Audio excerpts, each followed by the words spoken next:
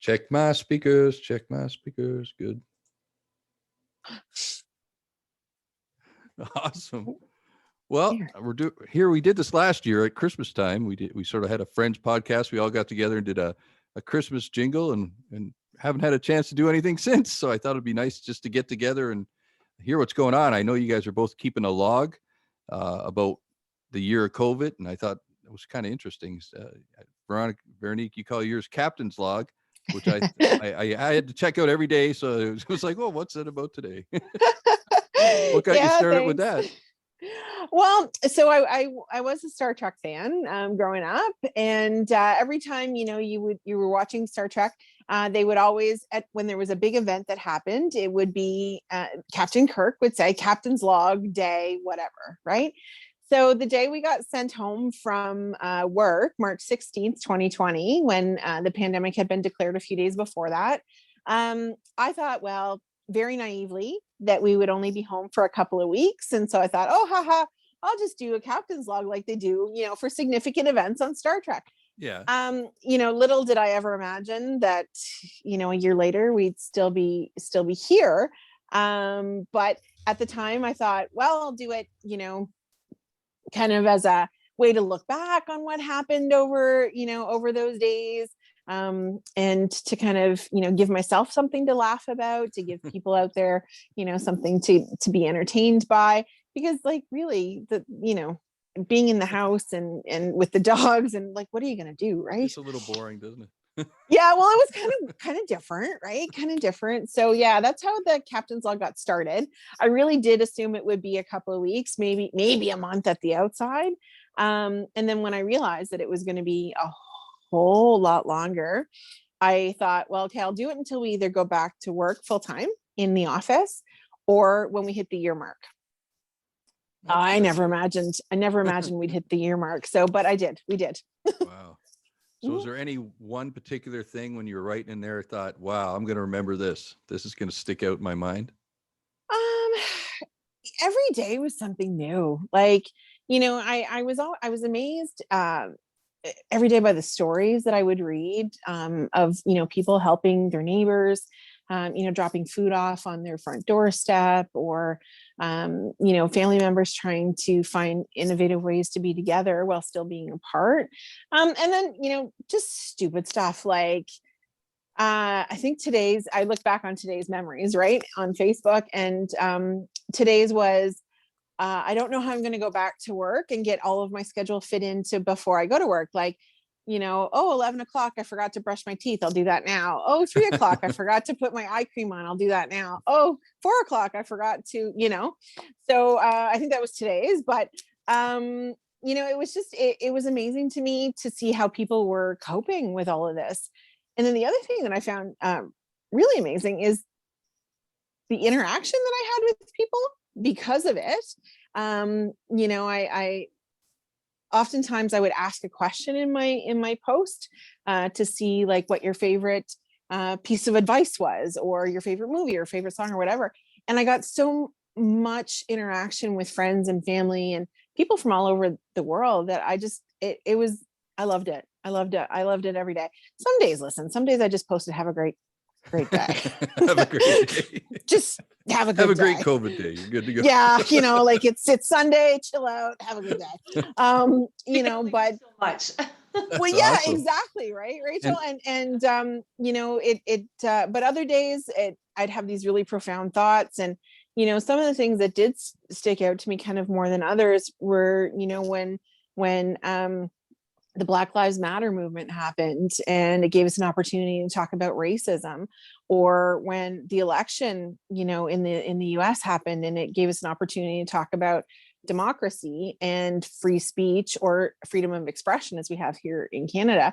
So, things like that really, it opened up that conversation for me because, I knew nobody was really judging whether or not I posted every day, but I knew that I had made that commitment to myself to do it for that full year, to give me something to look back on, because I knew that we were never going to live another year like we did. Right.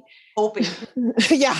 I mean, I'm hoping too. Right. But so I wanted to kind of document those moments in history as well, so that I would remember how I was feeling on those days and how, the world changed around me on those days. So it was a unique experience for me. And sometimes I was funny and sometimes I wasn't. And sometimes I thought I was funny and I wasn't.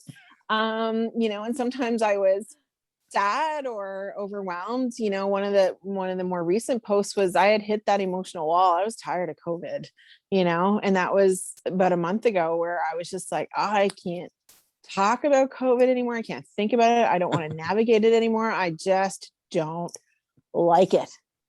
But that was okay. Everybody else around me was feeling the same. Yeah, I think we pretty much all got tired of talking about COVID. Yeah. And it's funny you say that, because in my case, when it came to talking about COVID, I always keep a positive attitude in just about everything, just like you did. And again, the same thing with Rob. But there was one day where I was on this Facebook page from my hometown, and this was like week 2, and at that part, like, none of us knew what was going on, and we knew this wasn't going to be 2 weeks. And I saw someone write a post about maybe not nice words, saying, well, not saying the word forget, but Yep. Forget COVID. What about those potholes downtown? I remember that, actually. I lost it. Yeah. Lost it. I said, and I wrote something. I said, how dare you treat COVID like it's nothing, and you're complaining. And this is me. And the only reason I was saying that is because it was at the beginning of the COVID fatigue, or not the fear of the COVID. Yeah. I guess. And for me, that's how I reacted when I saw, and I thought, Rachel, this is nothing. Let them talk about potholes. But for me, it was like, don't you see this is serious, guys? Like, never mind the potholes. We're talking about COVID. But these guys were focusing on the potholes. And you know what? Focus on the potholes if feel better. But for me at that moment, I was really upset. And I thought, this is serious, guys. But that was Yeah. Well, and that's just it. I found everybody took it kind of differently. Some people were like, I'm not leaving the house. I'm paranoid. Like, they were just dead set against everything. It was crazy. Like, Yeah. anything was going to happen. We were going to die any minute. Well, nobody told us how we're supposed to react, right?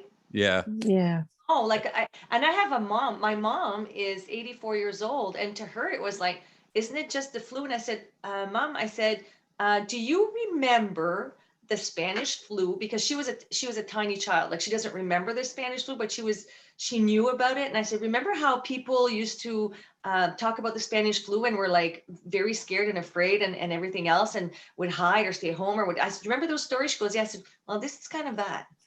And then it hit her. And then she thought, okay, it's just as serious as that. I said, yeah. So, yeah. Yeah. Oh yeah, it's definitely serious. Yeah. We have to, but I noticed something. I don't know, in your family, nobody in our family's gotten a cold, gotten anything. You guys found that? Nothing. I know, it's like, it's cleaned up everything, not just COVID, but there's no sickness, no anybody. It's like, what? Nothing. Yeah. Maybe we should learn a few things from this along the way that can help out with, Well, the Japanese, in general. Yeah, the Japanese walk around with masks all the time. And I mean, it's a known fact for them. They wear it so they don't catch anything, because there are so many people living in all of the bigger cities out there. So do they know something we don't know? Well, obviously there's, like you said, there's nothing going on right now with flu and colds, but I don't know if I want to wear a mask for the rest of my life. I don't think I could do that, but maybe washing your hands when you go into a store with they still have those bottles and do little things. Yeah. Yeah. For sure. Why not? It can't hurt anything. No, you're right. You're right. No, and they always did tell us to wash our hands, right? I mean, that was, we just kind of learned it the hard way in this case, right? But I mean, that was what they always told us is, wash your hands and, cough into your elbow and don't lick strangers on, on a Don't lick regular strangers. day. Yeah, that's always a good one. So, Well, not in public anyway. yeah, whatever. Some good things happened over the year, though. I mean, Rachel, you brought in a new member to your family. I have a little grandson. I'm so excited.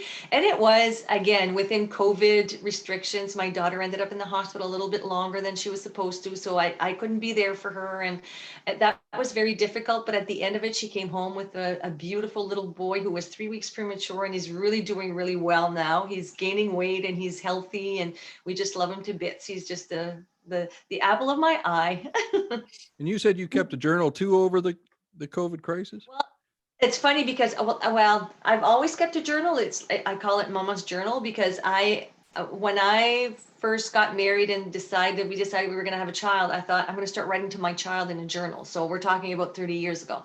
So I've always kept a journal anyway of different things going on, whether it was the war in Iraq or whatever was going on that was major, or even little things, the price of bread, the price of gas, things, just so that when she would go look back at it, she would say, wow, I didn't realize this, or I didn't realize, if she wants to go through it. That's interesting. Yeah. Yeah. And so the first day of the pandemic, where we were told to go home, I came home that night and I started writing in my journal.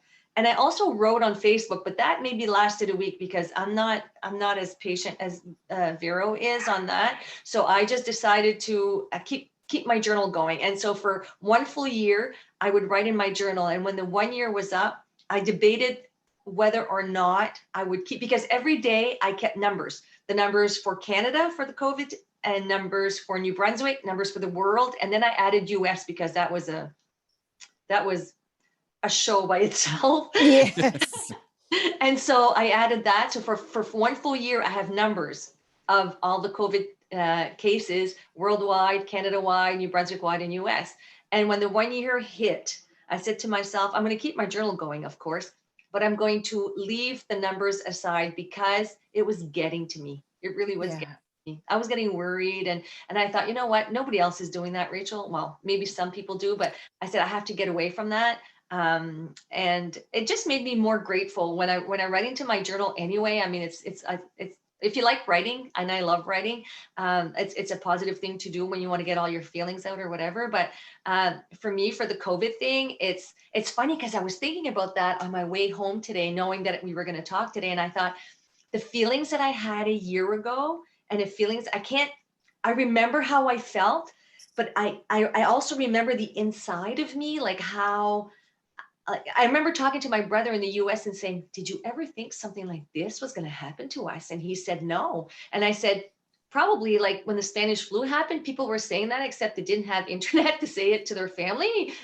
Do you think something like that would happen to us? But so I'm grateful for the internet. I'm grateful for the telephone, I'm grateful for little things that I've been able to do during this pandemic. But I have to say, I was the 2 or 3 first weeks, I was I'm not a panicky person, but I think I was wondering. I guess maybe that's the best thing is I wonder, am I going to see my mom again? Am I going to be able to hug my friend Vero again? Am I, and you think, yes, it's going to happen, but it's just right now. I started to get a little worried when they started saying we were running out of stuff.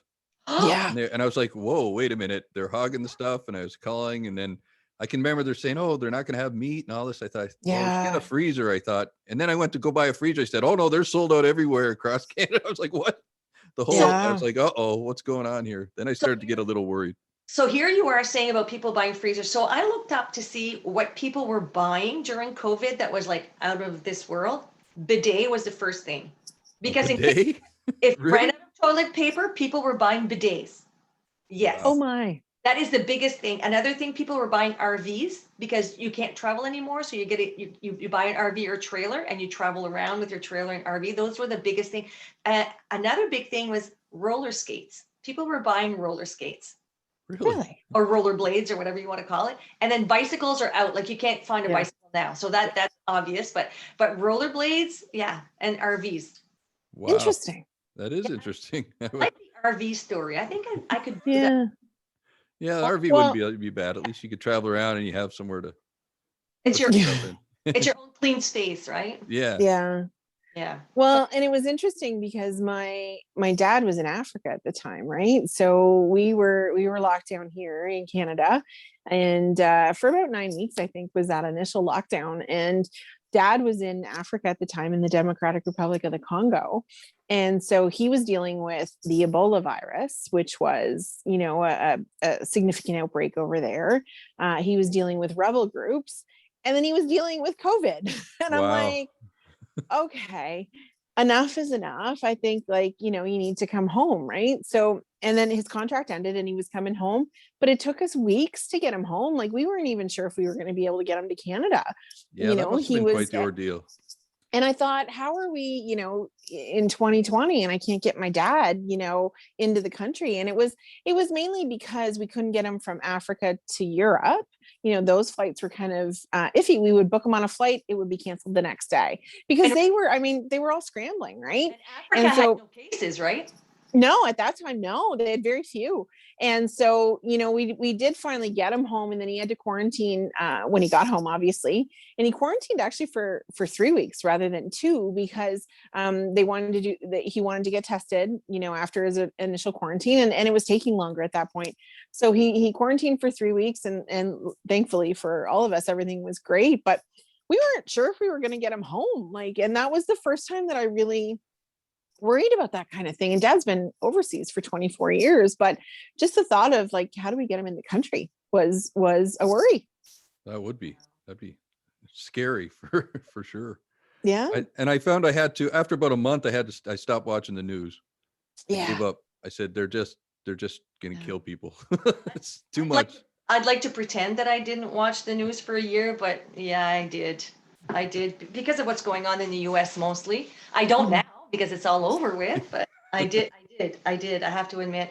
And I don't know, back in the day, I keep thinking of the Waltons TV show, which really dates me right now, but you used to sit on the radio and listen to the radio. Well, the first 2 weeks it was watching Justin Trudeau in the front of his cottage or whatever, talking every day for the first month. Am I the only one that did that? No. Oh, I did it. I had to do it here at work every day. But oh my gosh.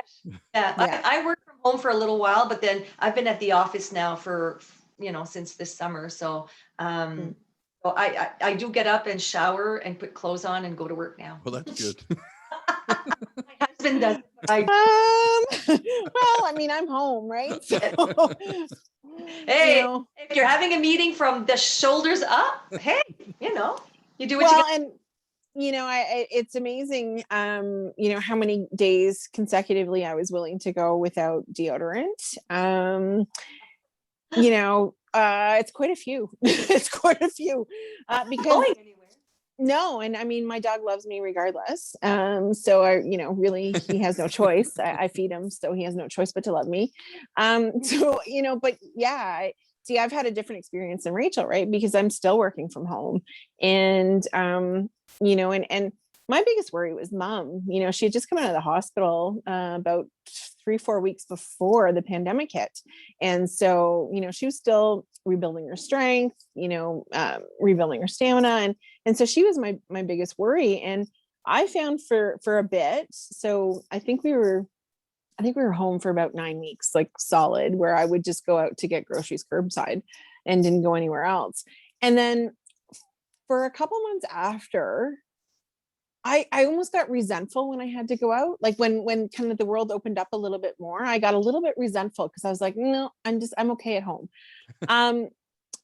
But what's interesting is that, oftentimes, and you see it on social media, where they'll say, people who maybe don't feel as strongly about the pandemic being, real, where they'll say, people are living in fear for the last year, and they've given up a year of living. But I don't feel that way, because I have made memories in a different way.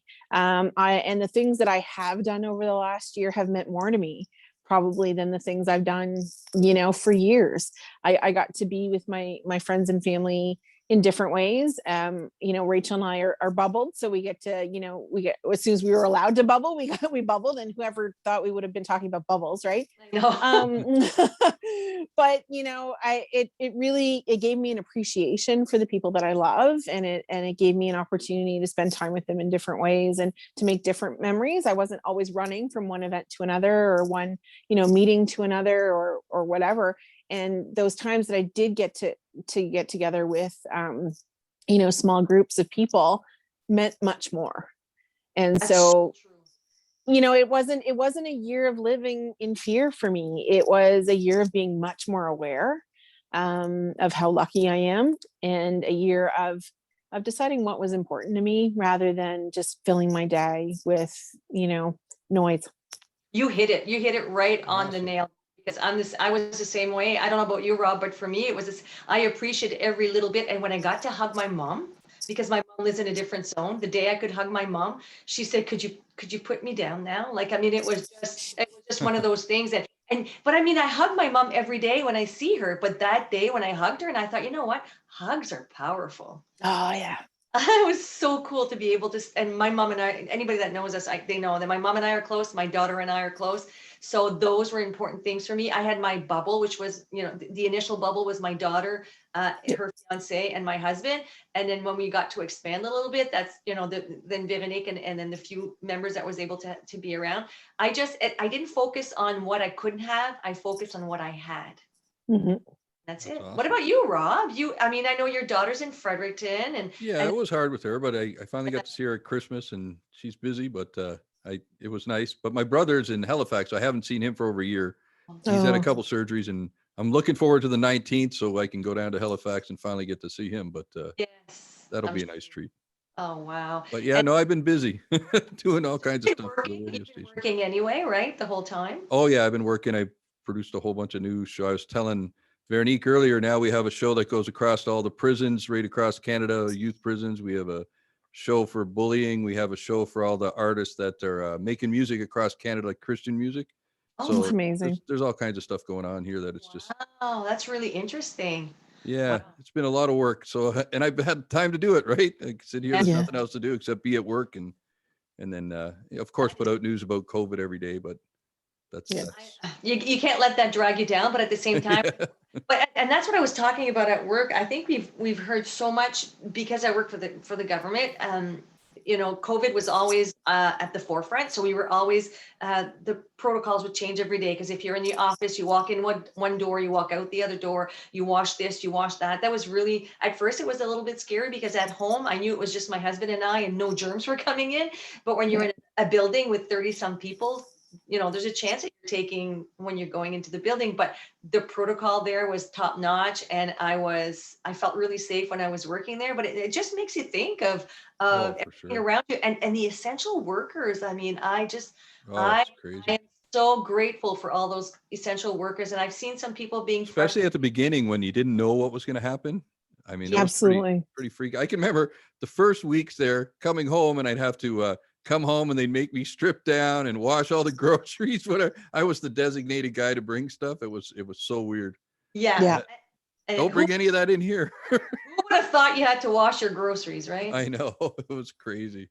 That's what I write about in my journal. I write about stuff like that, so that one day when my daughter, because it's going to be going to her, I only have one child, so it's going to be going to her, and maybe she'll look at it and go, I don't remember that, or I don't, this is this thing, or whether she likes it or not, she can do a bonfire. I don't care. It's just, it's something that she'll have. Oh no, that's something to be real interesting. Yeah, no, she's a big, she likes keeping memories, and she's just like me that way. So that's pretty much why I kept going on with my little journal. And I mean, I think I've got maybe 20 books, 30 books maybe by now, because it's amazing. It's a journal about this thick. So when I finish it, I put the date that I start and the date that I end, and I put it away in a box, and I go to the next one. But this last year has been filled, like, I don't know, I think 3 maybe journals in 1 year, because I really wrote a lot in it. Yeah. So, wow, that's interesting. Yeah.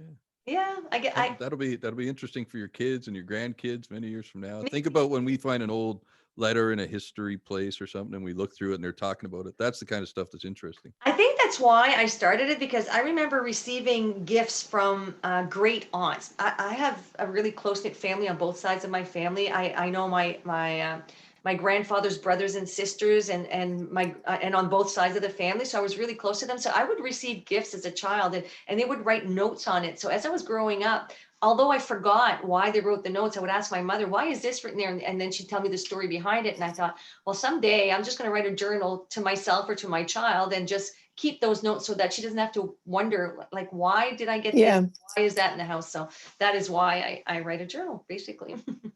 That's awesome. So everybody feels, so coming out of it, we're a little bit, I don't know, feel more in tune with the world and spiritual with our families. I think we have a better idea, a better sense of life's purpose or something.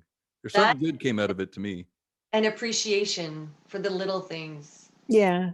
Well, and I'm amazed, I'm amazed by how innovative and creative, our business community got in such a short period of time, right? I'm amazed at everything that people did to help each other. I'm amazed that businesses opened and are thriving in the midst of a pandemic. And I'm amazed by the support that our community continues to show each other, day after day after day. And, it's given us an opportunity to really focus on that. And we've talked a lot about that, lately, but it's focusing on, shopping local took on a whole new meaning. It sure did, didn't it? That was amazing.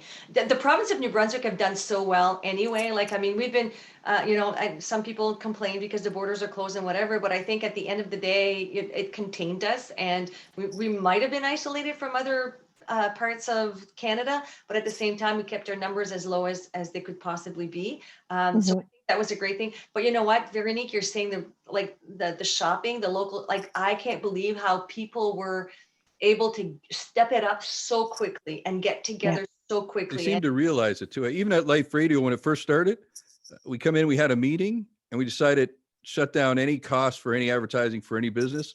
And for at least 7 months, we didn't charge anybody anything. Amazing. Just let them have free advertising and help boost their businesses and keep them going through. Amazing. So we went a long time without having an income here. It was wow. Pretty big. That's incredible. But we wanted to make sure, because at the end of it, if there's no businesses, we're all kind of messed up, right? Yeah, and you know what? These are stories that we don't, like, I didn't know about that, Rob, but and there are many stories I'm sure that we don't know about that will come out later. I hope someone writes a book or makes a movie out of something positive out of all of this. Yeah, absolutely. Nice. Yeah, absolutely. Because there was a lot of good stuff came out of this for sure. For sure. Yeah. I have this saying where, I mean, I've lived a long time. I'm old, so I listen to people and I no. I listen to people. We're not old yet, Rachel. Well, anyway, yeah, okay. So I listen to people and people complain about things and I say, and this is my saying, and I've taught my daughter this, and I tell people all the time.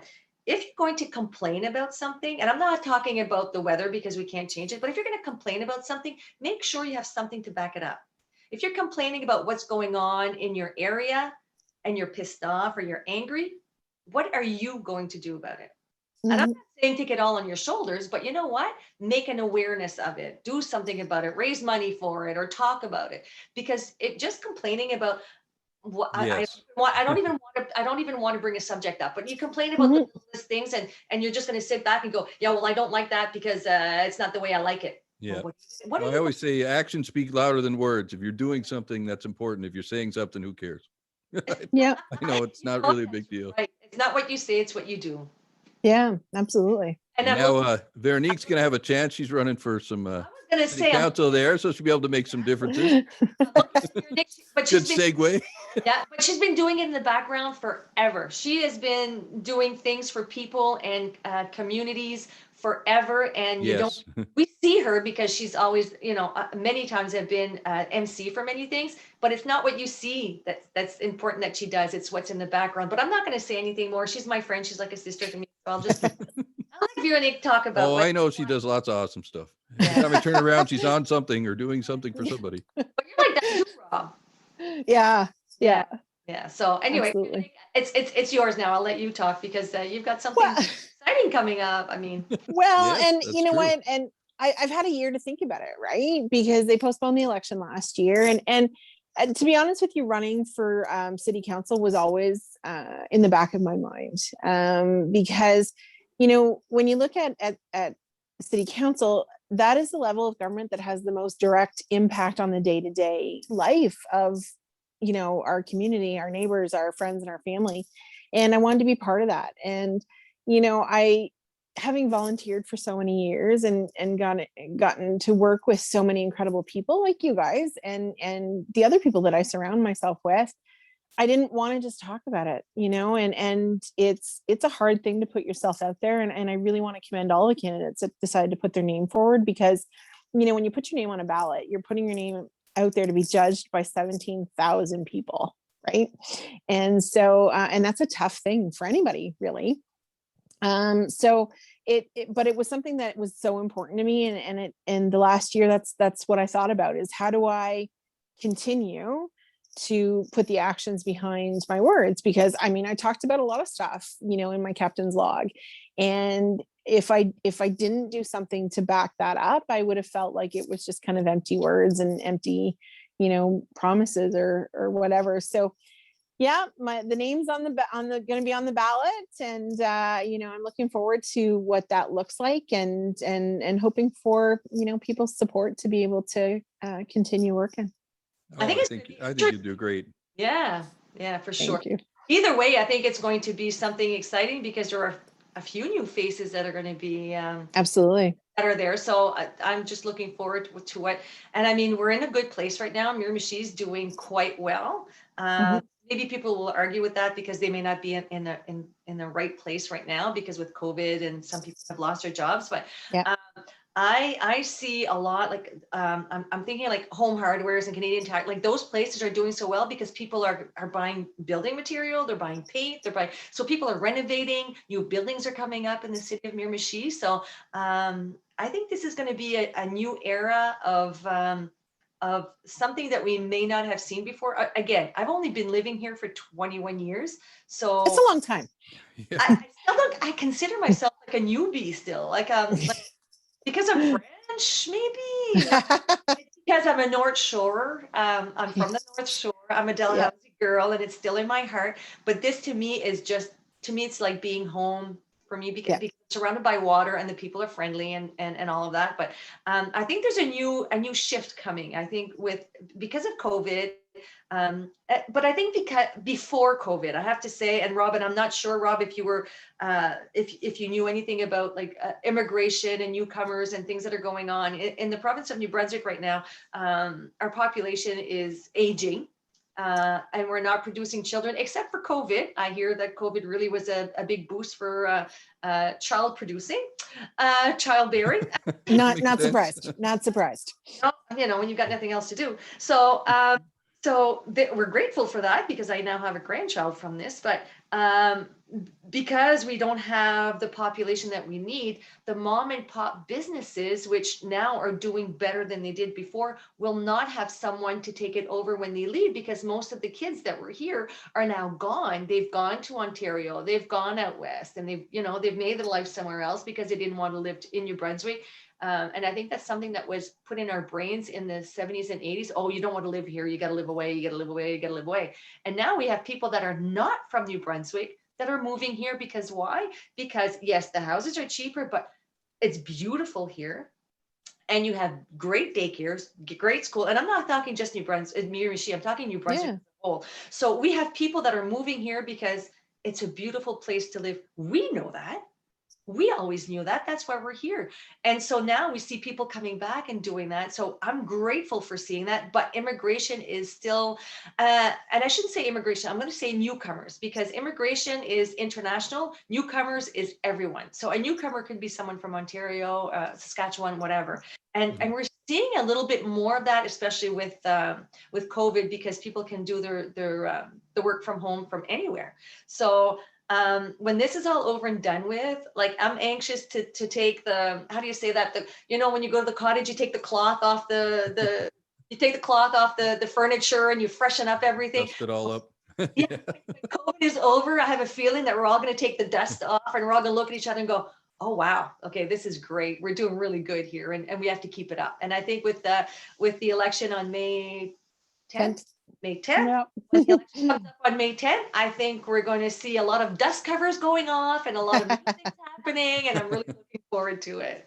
Well, and the new council, whoever they may be, that team that Miramichi decides to put together has such an opportunity to help businesses come out of COVID, right? Because what are our next steps, right? And that has to be a primary focus, is how do we help our businesses, who have managed to survive, and some thrive, but continue, right? Going forward post COVID. And I can't wait till we're post COVID, right? And the other thing that's really come out, and I think probably because of the pandemic, is, we were told to get outside and use, our surrounding beauty and walk in the woods and, and use our as much as we could, the outside, right? So a lot of those conversations around active transportation And how that feeds into bringing more investment to the area and how we tap into different funding options, so there's stuff that we have to keep working on, and bringing those newcomers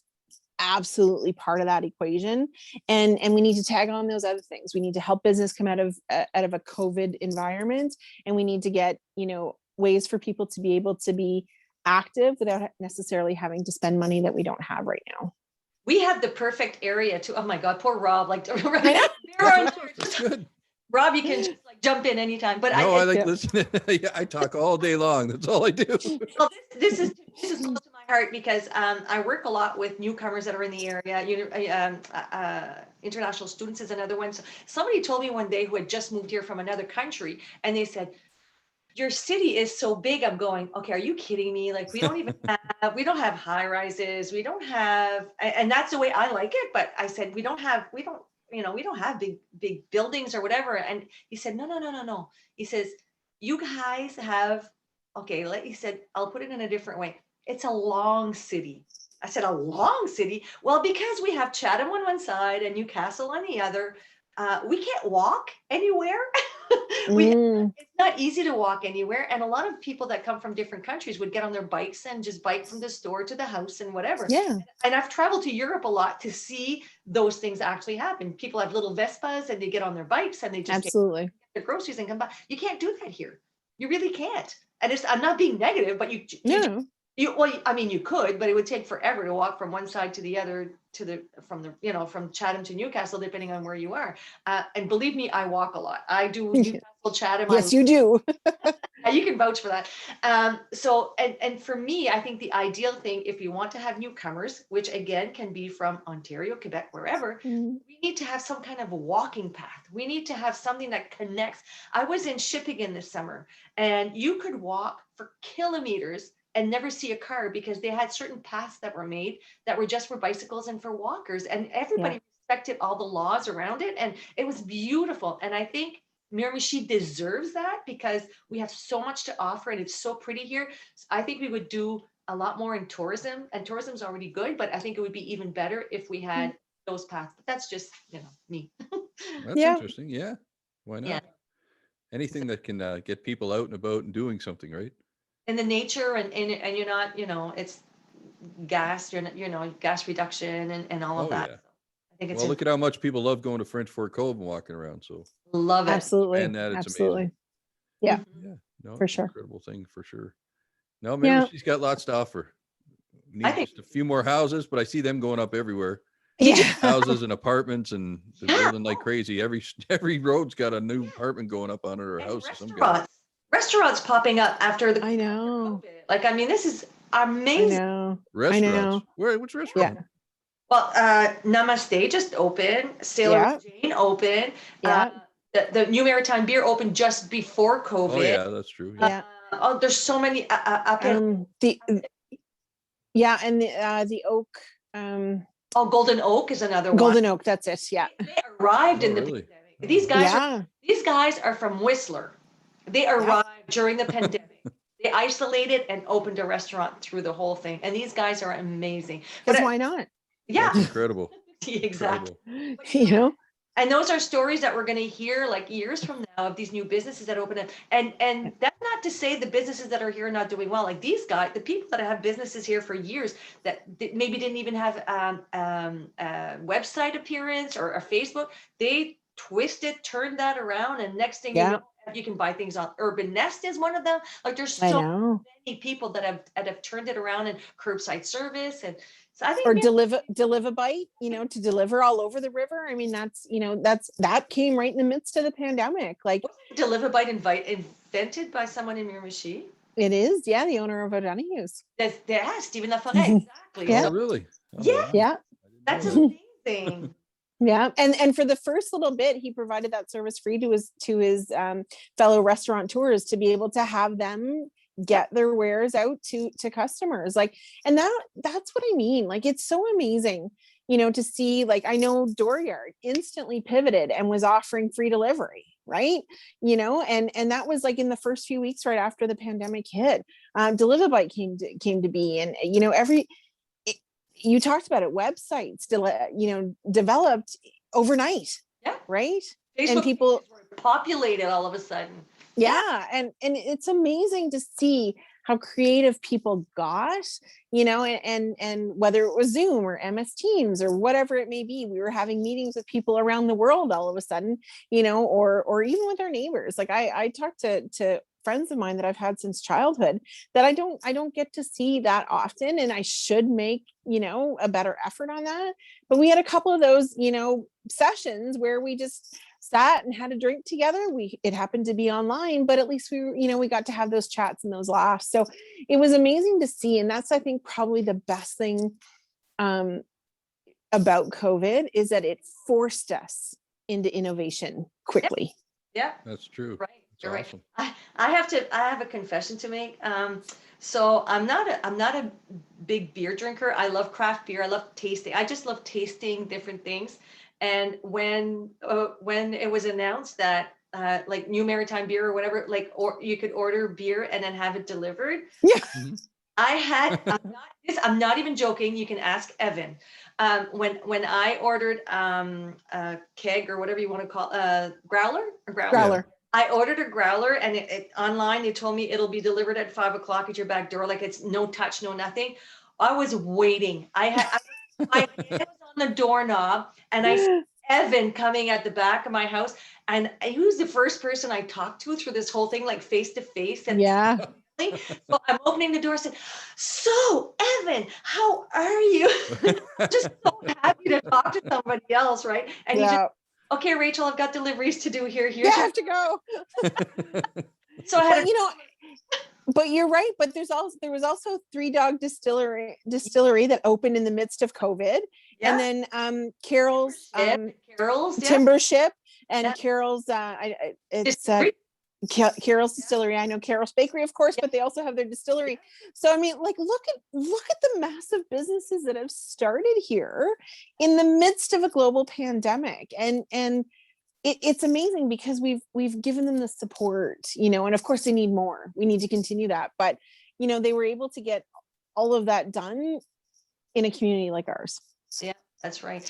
And Awesome. if I can talk about my job a little bit, because I work for Working New Brunswick, something that did a 360 with us is once the pandemic hit, we needed to adapt to what was going on right now. So a lot of people don't know that we have employment counselors that, because some people have lost their jobs, they don't know where they can go. You can call. We have employment counselors that you can call and they can guide you. They can make a plan with you. They can help you get a job, because there are jobs in Miramichi. There are jobs across the province of New Brunswick. Actually, next Wednesday, and I'm going to put a plug in here. Next Wednesday, we're having, and this is something totally incredible, is a virtual job fair. And I've been hosting them for the last year with the group that I'm provincially that I work with. This is really cool. So this job fair that we're doing is a northeastern job fair. So it's from Miramichi, the peninsula, the Acadian Peninsula, Bathurst, Campbellton, Dalhousie, like this. It's all jobs, like the businesses are all from those areas. Anybody can apply for those jobs across Canada, but these are the businesses that are looking for employees. And so that's a lot of the things that we do at Working NB is we're supporting the businesses that are looking for employees. Awesome. Difficult right now with CERB and everything going on, so we're really working hard to help the business owners, and we're working really hard with, I work on the business side with the employers, and then we have the employment counselors that work with people looking for jobs, and so we're connecting all of that together. And next Wednesday from 10 to 2 you can go online and you can just go there and talk to employers, and it's really fun to do. It's a really interesting way of doing. So when they go online, where do they go to? You can, if you log on to workingnb.ca, if you go to the go to Working NB's website, and everything is right there. It'll show you on the top if you're looking for jobs. That it'll show the virtual job fair coming up on April 7th. So please check it out. It's really worth it. And we also have a chat line. When you do Working NB, there's a chat line on the bottom right, and you can chat with anybody during the week from 8:15 to 4:30, and they will help you. They will guide you. That'll tell you if you're looking for that job fair, that you can go and check it out. So anyway, that's just my little plug for work. But it's just, I really love what I'm doing. I'm not pretending. I'm really enjoying what I'm doing, and it's just a matter of helping people, making sure that they know that there are things out there for them when it comes to COVID and getting on their feet again after all of this. Oh, that's awesome. Well, you guys are, it's actually, you guys always got some interesting stuff going on. It's amazing. I like it. It's good. We're going to have to do this more than once a year, though. Yes. Maybe we'll do it that's twice right. a year or something. Well, we talked about doing it more. We just didn't do it. So I yeah, know. let's We do still it. want to do those plays too. Yeah. Oh yeah, absolutely. I keep absolutely. saying that's something or something like a radio play. I think that'd be fun. Absolutely. Once the COVID's done, we can all do a little part. Love And, it. Love it. I actually sent for some scripts. So Oh, really? yeah, just one of Cool. those. It's on the list of things to get to. I got a pile of Yeah, stuff. I wanna do. I keep looking for plays, but you've got to be really careful what you choose because it's not so much the actors speaking, it's the technical end of it that comes after that makes it even more difficult. So you got to find something that's either you have someone on the technical end that can do all that work, or you have to simplify it and make sure it works out without it. So Well, you know me, I'm pretty simple. Yeah. I keep everything. you make it simple, but it turns out really, really good. So Yep. props to you. Well, I love having you guys on. It's awesome. It's Thank always it's you. a treat for me. I get to do something fun. Thank you. It's always fun to hang out with you guys. All right, guys. Well, I'll be nice. I'm gonna let you go for now. I got just about my 7th interview today, but this was the one I was looking forward to all day. Well, we Just, had a great time. It was Oh, fun. Thank you. Well, it's nice when you talk to people you know, right? Rather than some stranger from around the world kind of thing. Yeah. I suppose. Nice to talk to homebodies. Yeah. But Thank you. and then when we get out, it'd be nice to see people again. I can't wait for that. Absolutely. We'll have to all go out and do something. It'll be Yeah. I fun. know. I'm looking forward to the hugs. Actually, I'll be honest. Yeah, I'm the same way for sure. Yes, that's true. All right, guys. Well, thank you very much. Thank you. Thank And you. I'll let you know after I add some really bad sounds and do some graphics to make it look terrible. Little devil Sounds horns or good. something for you guys. I don't Yeah, know. oh, Figure it out. Whatever. Whatever works. Yeah. All right, guys. Thanks again. Thanks. Bye.